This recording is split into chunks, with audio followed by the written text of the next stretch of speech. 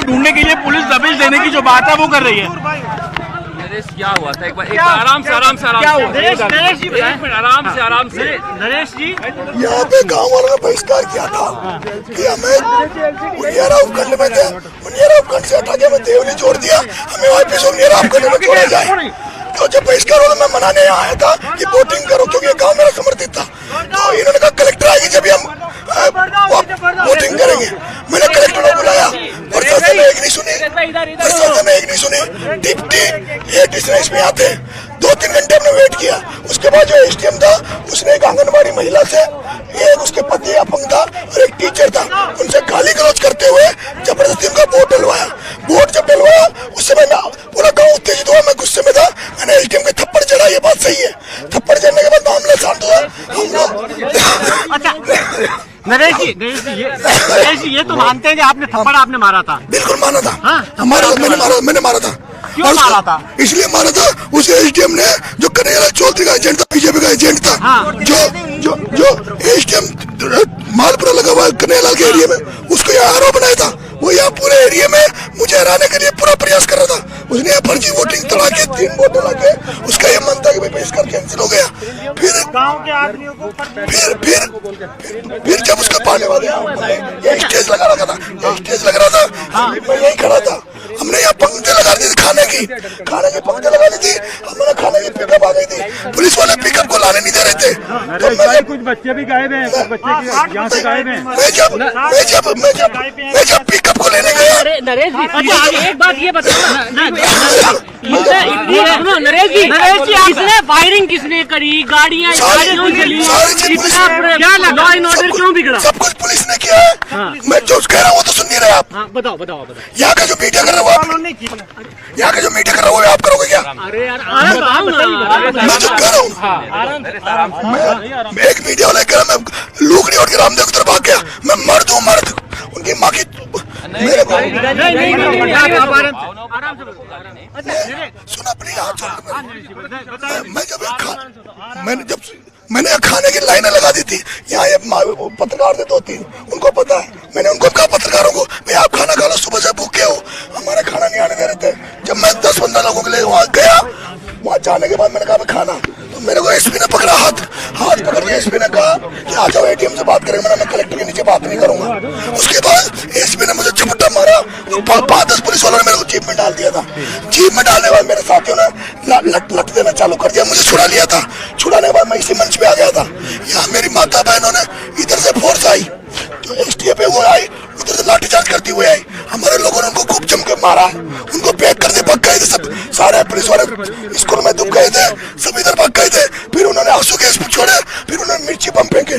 जब मिर्ची बम फेंके तो मैं यहाँ मिर्ची बम पड़ा, मैं बेहोश हो गया था। मुझे यहाँ से उठा के बाहर मेरे साथी 5 किलोमीटर तक खेतों में उठा के लेके गए। मैं 5 किलोमीटर जाके एक मकान में मुझे सुलाया गया। मुझे जब शाम को होश आया, जब यहाँ आग जनी हो रही थी, यहाँ औरतों को घरों में देखो कांच वार तोड़ रखे, औरतों घरों में मारा, कुछ के आग जनी करिए, यहाँ पीछे आग लगाई है। कुछ बच्चे रात को बेहोश हो गए थे आगे उसके ब्लास्टिंग से। और उसके बाद में रात भर उन्होंने जिस तरह कुटाराघात किया, यहाँ पे महिलाओं को मारा है, लोगों को मारा है, लेकिन मीडिया सही बात नहीं बता रहा। मीडिया थप्पड़ मारना जायज था क्या? जायज था, उस चोर को जायज था जो गलत काम कर रहा था, कर्तव्य का निर्वहन नहीं कर रहा था। वो व्यक्ति फर्जी वोटिंग करवा रहा था जबरदस्ती। उस व्यक्ति ने एक दलित महिला के साथ बूंदी में किया, वो हमेशा इस तरह से किया। पुलिस को करी थी, मैंने खूब करी थी, सुनने को दे।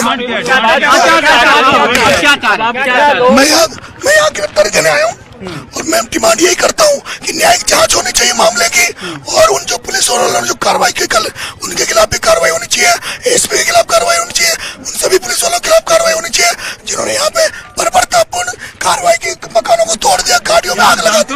आपने एसपी खुद एसपी यहाँ था, एसपी यहाँ था, और जो भी अफसर थे उनके नेतृत्व में सारा कुछ हुआ था।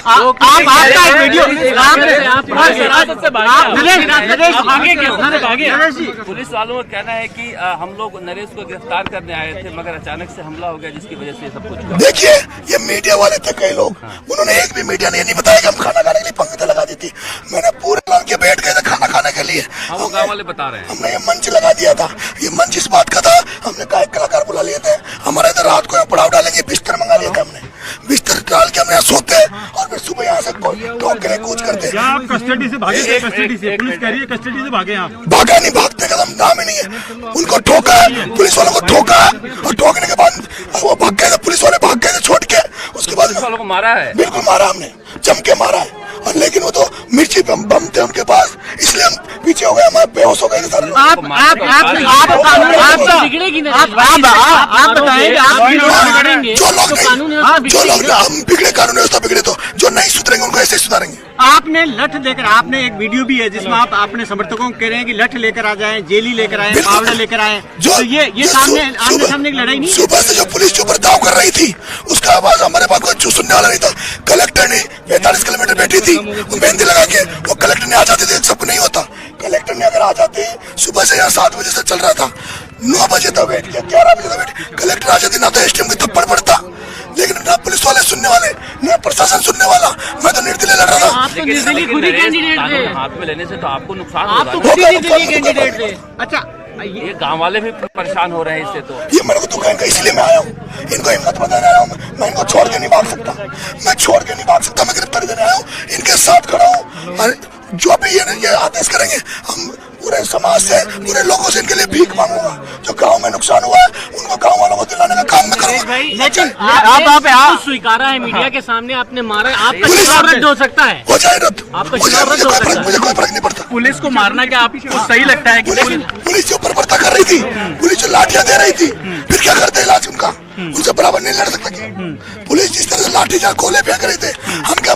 लेकिन नरेश, लेकिन संविधान है, कानून है, इस तरह से कानून सर कोई नहीं मान रहा, कानून संविधान गाँव में कोई नहीं सुन रहा। सब यहाँ पे अत्याचार होता है, ये सब लुटेरे चोर है, सब लोगों को लूट रहे हैं। पुलिस दूसरा तरीका भी भागी, पुलिस कह रही है आपको पकड़ने आए थे, आप भागे। भागा नहीं, भागना नरेश मैंने सीखा ही नहीं है। भागना तो पुलिस को मेरे साथियों ने ठोका ढंग से, पुलिस भाग गई थी, मैं निकला वहां से, इसी मंच पे आके मैं बैठा, फिर यहाँ से फोर्स आई। नरेश, जब पुलिस पर हमला होगा तो पुलिस जवाबी कार्रवाई करेगी। नहीं सर, पहले उन्होंने शुरुआत उन्होंने करी है, हमने बराबर का जवाब दिया, लेकिन हमारा एक एक बात बताए, पुलिस आपको अरेस्ट करने के लिए? बिल्कुल, जब पुलिस आदमी है, पुलिस आप जब कोई सुने नहीं, कलेक्टर यहाँ आए नहीं, जब कोई सुनने वाला नहीं हो तो क्या जवाब दे? पुलिस आपने काफी कुछ बोला मैंने, वो मेहंदी लगा के बैठी थी ना वहाँ, मेहंदी लगा के, उसकी मेहंदी उतर जाती आ जाती तो उसकी मेहंदी उतर जाती है। आपका मानना है प्रशासन सुनने नहीं आया आपकी बात? बिल्कुल नहीं सुन रहा था, इसलिए तो घटनाक्रम हुआ। अच्छा, एक बात बताएं, पुलिस आपको शांतिपूर्ण अरेस्ट करने के लिए आती तो आप गिरफ्तारी देते, रात को भी देते? मैंने ये कहा था सर, मैंने एसपी को कहा था कि मुझे भी गिरफ्तार कर लो, लेकिन एसटीएम पे कार्रवाई करो, एसटीएम पे करो। ये वीडियो कोई नहीं दिखा रहा, जो वीडियो मेरे लाइव में चल रही है, ये वीडियो कोई नहीं दिखा रहा, एक तरफा वीडियो दिखा। मैंने सारी बातें कही, मैंने शाम को 6 बजे 3 बजे मैंने कहा एसपी साहब को बुला लो, कलेक्टर को मत बुला, एसपी साहब को बुला लो, उनकी बात मान लेंगे। लेकिन एसपी भी नहीं आया, अब